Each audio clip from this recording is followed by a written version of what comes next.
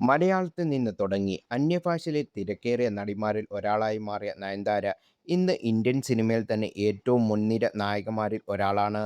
Lady super star എന്ന വിശേഷണമുള്ള നയൻതാര ഇന്ന് ഇന്ത്യയിൽ ഏറ്റവും ഉയർന്ന പ്രതിഫലം വാങ്ങുന്ന അഭിനേതാക്കൾ ഒരാൾ കൂടിയാണ്.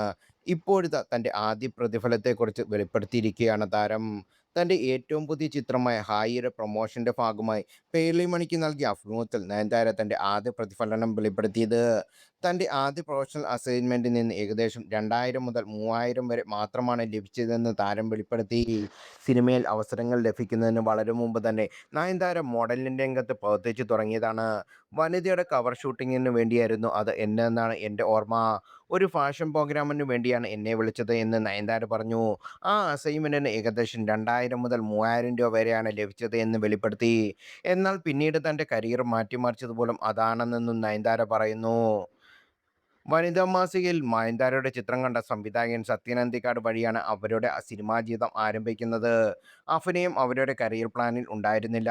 എന്നാൽ സത്യൻ അന്തിക്കാടിൻ്റെ മനസ്സിനക്കരെ എന്ന 2003 പുറത്തിറങ്ങിയ മലയാള ചിത്രത്തിലൂടെ അരങ്ങേറ്റം കുറിക്കാൻ ഇത് നയൻതാരയെ സഹായിച്ചു. ഈ ചിത്രത്തിൽ ഗൗരി എന്ന കഥാപാത്രമാണ് അവർ അവതരിപ്പിച്ചത്. ചിത്രം വൻ വിജയമാവുകയും പുതുമുഖമായ നയൻതാര എല്ലാവരുടെയും ശ്രദ്ധ ആകർഷിക്കുകയും ചെയ്തു.